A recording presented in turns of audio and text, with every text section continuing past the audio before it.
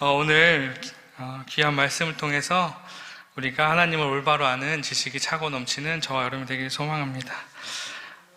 시간 정말 빠르죠? 그렇죠? 벌써 2025년의 2월이 되었습니다.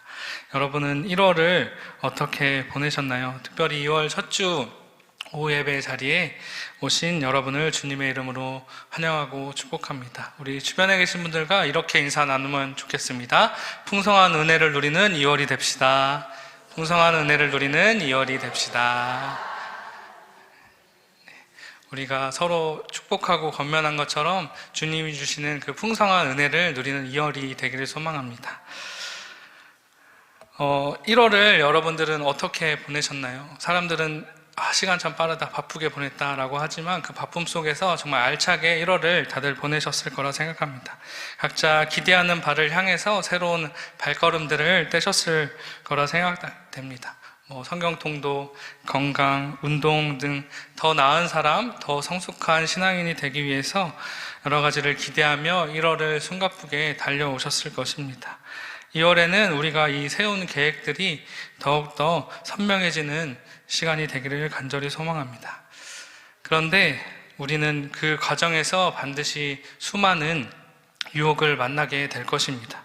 우리가 사는 이 시대는 수많은 신이 살고 있기 때문입니다. 물질 만능, 명예중시, 쾌락추구, 자교의 가행 등 다양한 이름으로 찾아와서 우리의 몸과 마음을 무너뜨리려고 할 것이기 때문입니다.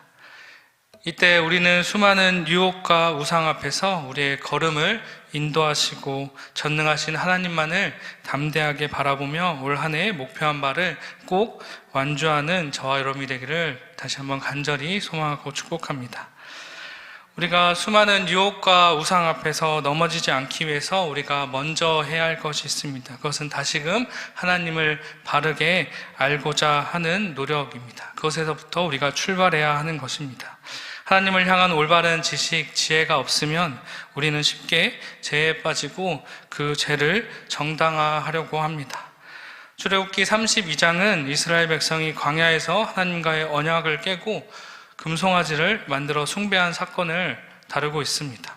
이 사건은 우리에게 단순히 그 교만하고 불평만하는 이스라엘 백성들이 우상을 숭배했다라는 그 우상 숭배 문제만이 아니라 신앙의 진실성과 책임, 죄의 심각성까지도 우리에게 일깨워 주는 것입니다.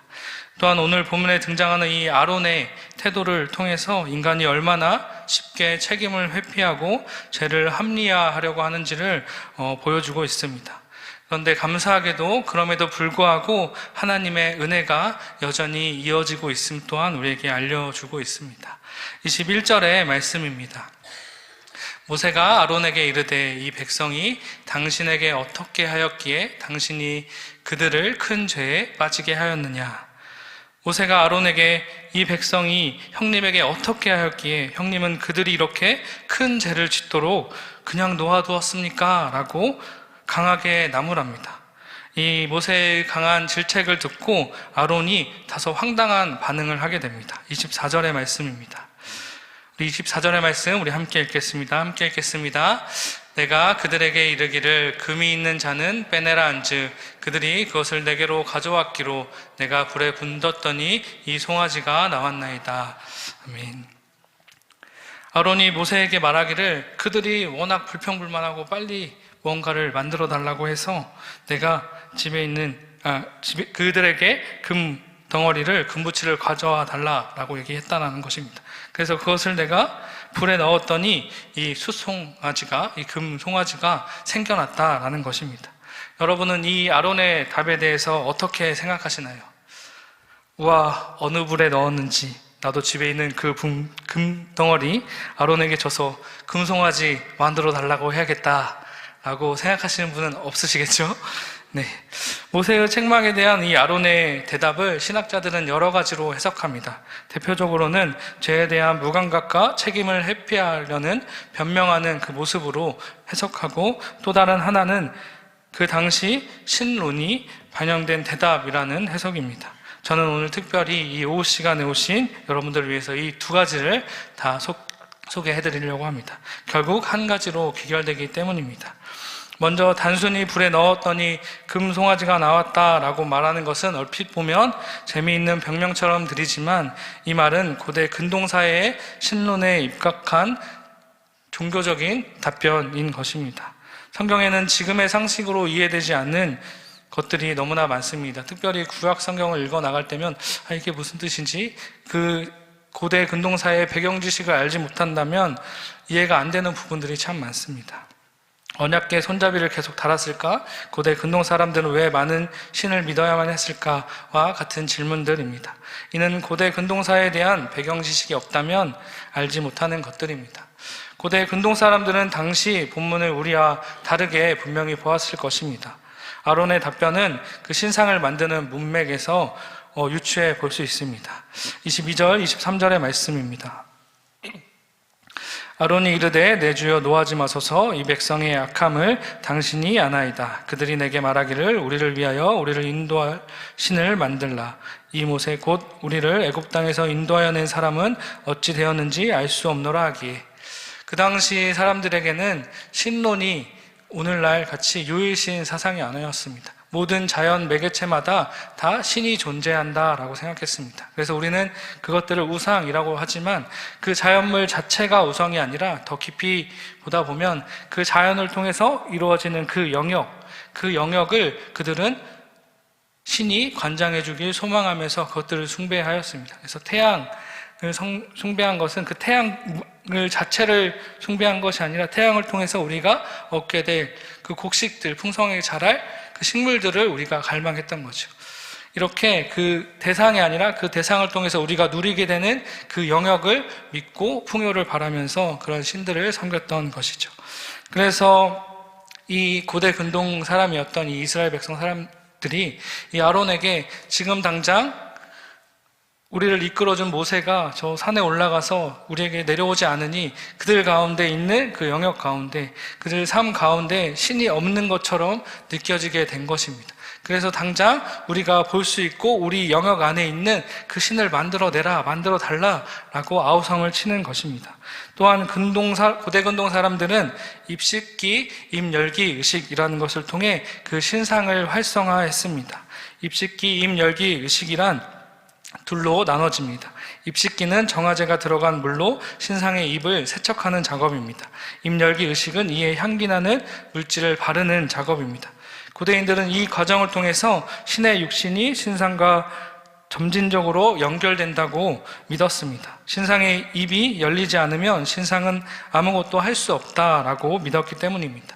이 의식이 가장 중요한 의미는 신상 만들기 작업에 인간이 개입되었음에도 불구하고 그 부분을 철저히 부인함으로써 신상의 신성을 극대화하는 일이었다라는 것이죠. 이와 같은 배경 지식의 근거에서 이 아론이 출애굽 본문에서 이 행한 것들은 의례사적인 역할을 충실하게 행한 것입니다.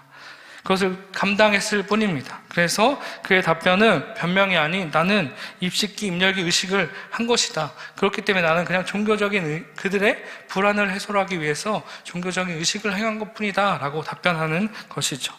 오늘 우리가 함께 읽은 이 본문을 이 고대 근동 사람들의 이 입식기, 입열기 의식의 관점에서 해석하면 이런 것입니다. 모세가 산 위에서 도통 내려오지 않자 히브리 민족은 불안에 떨었습니다.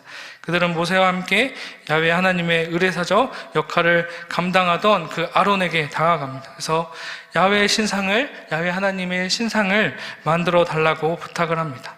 아직 야훼 하나님을 깊이 만나지 못한 아론과 그 이스라엘 백성들은 야훼 하나님의 방법이 아닌 고대 근동의 신론에 의거하여서 신상을 부르는 의식을 행하게 된 것이죠. 그는 황금 송아지를 만들고 그 신상을 야훼 하나님의 신상이다 라고 선포하는 것입니다. 이 고대 근동 입식기, 입열기 의식을 직간접적으로 함을 통해서 그들은 산에 계신 하나님, 야훼 하나님이 우리에게 왔다, 황금 송아지를 통해서 우리에게 왔다라고 믿고 안심하게 하는 역할을 하게 된 것이죠. 그들은 하나님의 무소부재성을 이해하지 못했습니다. 무소부재는 모든 곳에 항상 존재한다라는 뜻으로 하나님의 특성 중 하나입니다. 하나님은 창조주이시며 존재의 근원이시기 때문에 어디에나 계십니다. 하나님은 모든 시간과 공간 속에서 존재하시지만 어떤 시간이나 공간에만 제한을 받으시는 것은 아닙니다. 하나님은 모든 창조물을 통하여 지속적으로 존재하십니다. 그래서 이것을 시편 기자는 시편 139편 7절에서 10절에 이렇게 고백합니다. 내가 주의 영을 떠나 어디로 가며 주의 앞에서 어디로 피하리이까? 내가 하늘에 올라갈지라도 거기에 계시며 수월에 내 자리를 떨지라도 거기 계시니이다. 내가 새벽 날개를 치며 바다 끝에 가서 거주할지라도 거기서도 주의 손이 나를 인도하시며 주의 오른손이 나를 붙드시니이다. 시편 기자는 하나님께서 어디든지 다 계시며 못 가실 곳이 없다라고 고백합니다. 또한 요한복음 1장 3절에 보면 만물이 그로 말미암아 지음받은 바 되었으니 지은 것이 하나도 그가 없이는 된 것이 없느니라 라고 기록됨을 통해서 지은 것 하나도 그가 없이는 된 것이 없다라고 이야기하면서 하나님의 무소부재를 고백하고 있습니다. 여러분은 하나님의 무소부재하심을 믿으십니까? 오늘날에도 현대판 입열기, 입식기, 의식이 있습니다. 신을 하나님의 방법이 아니라 자신의 방법대로 이해하는 것입니다. 성경을 단순히 사랑을 가르치는 윤리나 인문학, 신화로 보는 방법들이 이에 대표적인 예라고 할 수 있습니다. 철학적으로 하나님을 뜯어보고 하나님의 초월성을 배제하는 것들이 이에 해당하는 것이죠. 우리가 하나님을 위해 노력한다고 하지만 선택적으로 믿는다면 결국 우상숭배를 하는 것과 다를 바가 없습니다. 우리가 아론의 대답을 궁색한 변명이다 라고 생각하는 것처럼 우리의 잘못된 신론과 태도도 하나님 보시기에 궁색한 변명일 수 있다라는 것이죠. 우리는 하나님의 백성입니다. 하나님께서 알려주신 방법대로 하나님이 자신을 드러내신 이 성경을 온전히 믿기에 힘써야 합니다. 성경은 인간의 지식과 힘으로 이해할 수 없다고 말합니다. 그렇지만 성경을 이해하고 하나님을 바르게 이해할 수 있는 지혜의 근본 또한 이 성경에 있고 하나님을 경외함과 성령의 인도하심에 있는 것입니다. 제가 신학교를 다니면서 깨달은 게 있습니다. 하나는 신앙과 신앙이 일치해야 한다라는 것입니다. 신학교 다닐 때는 머리가 커져서 하나님을 내 스스로 막 재단하려고 합니다. 하나님이 이런 분이지 저런 분이지. 하지만 신앙생활하고 또 목회 현장에 나와보면 그것이 상당히 거리감이 있다라는 것을 느낍니다. 결국 그 신앙도 우리의 신앙을 견고하게 하기 위한 하나의 방편이다라는 것을 깨닫게 되었습니다. 그래서 이 신앙과 신학이 꼭 일치해야 함을 깨달아 알았습니다. 하나님이 누구신지 알고 싶다면 가장 먼저 우리가 해야 될 것은 하나님을 경외함과 오늘 담임 목사님께서도 말씀하셨듯이 성령의 인도하심을 구하는 믿음이 우리 안에 늘 있어야 합니다. 다음으로 죄의 무감각과 책임을 회피하는 변명하는 모습입니다. 하나님은 이스라엘 백성에게 십계명이라는 명확한 계명과 규례를 주셨습니다. 모세를 통해 이들을 애굽 땅에서 인도하셨고 그들에게 불기둥과 구름기둥으로 늘 안내하시고 만나 메추기로 먹이셨습니다. 그러나 어리석은 백성은 모세가 산에서 내려오지 않자 불안해하며 금송아지를 만들라고 아우성하기 시작합니다. 하나님이 주신 그 명령에 순종하는 것은 신앙의 핵심입니다.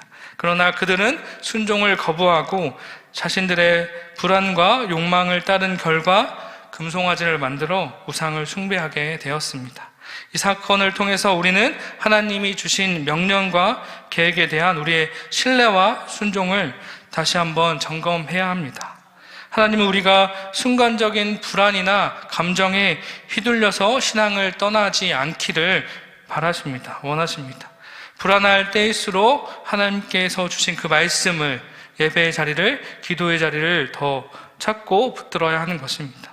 그것을 따라가는 것이 믿음의 길임을 잊지 않는 저와 여러분이 되길 소망합니다. 어느 노인이 바다를 건너는 배를 타고 있었습니다. 그가 배에서 신경이 곤두서서 불안해하는 그 선원들을 보며 이렇게 말했습니다. 바람이 세게 불고 물살이 거세지만 내가 배의 방향을 정확히 잡고 있다면 걱정할 필요가 없다니.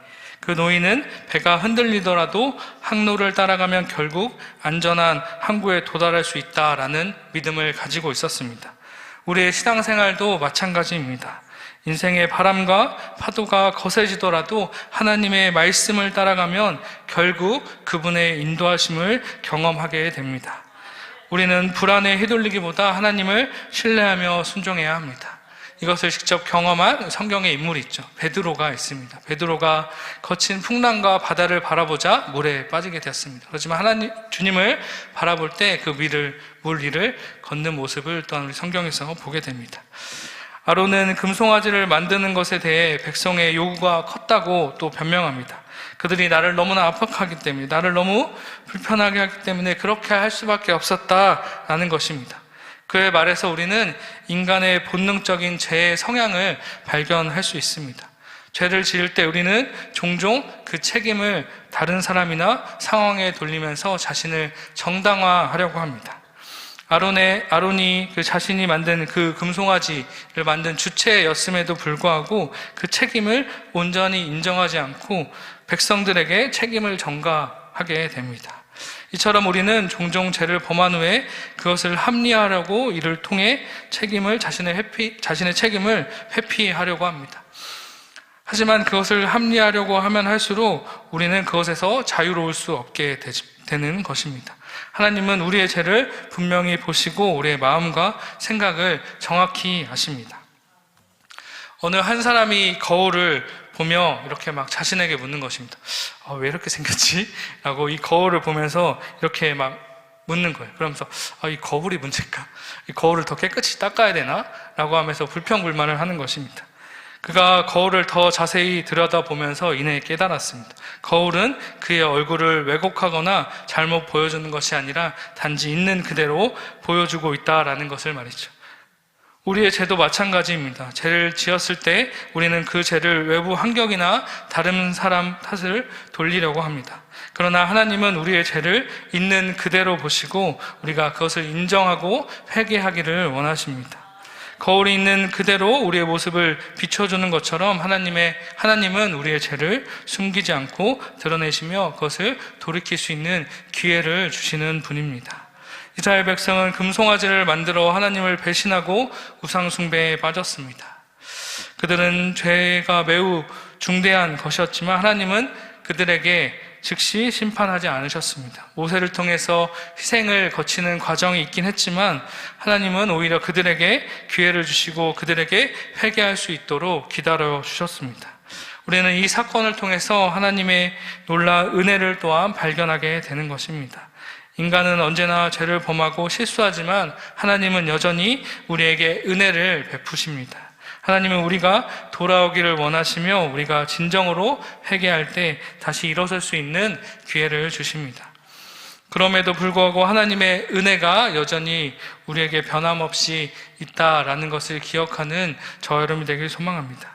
우리는 종종 하나님 앞에서 죄책감을 느끼며 회복할 수 없다고 생각할 때가 있습니다. 그러나 하나님은 언제나 우리의 회개를 받으시고 우리가 돌아오기를 원하십니다.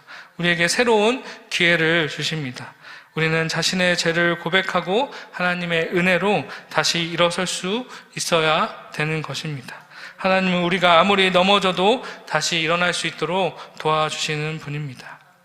오늘 함께 나눈 말씀을 통해서 전능하신 무소부재의 하나님을 바라보는 저와 여러분이 되기를 간절히 소망합니다. 또한 이스라엘 백성과 아론의 모습에 나타난 이 죄에 대한 무감각과 책임을 회피하고 변명하는 그러한 모습이 아니라 하나님의 은혜를 누리는 저와 여러분이 되기를 간절히 소망하고 기대합니다. 우리가 신앙의 순종을 통해 하나님의 뜻을 따르며 죄에 대한 경각심을 가지고 살아갈 때 우리에게 한없는 은혜를 베푸시는 그 하나님을 경험하고 그 하나님과 신뢰하며 복된 인생을 살아갈 줄 믿습니다. 하나님은 언제나 우리를 다시 일으켜 세우시며 그 은혜로 우리를 새롭게 하십니다.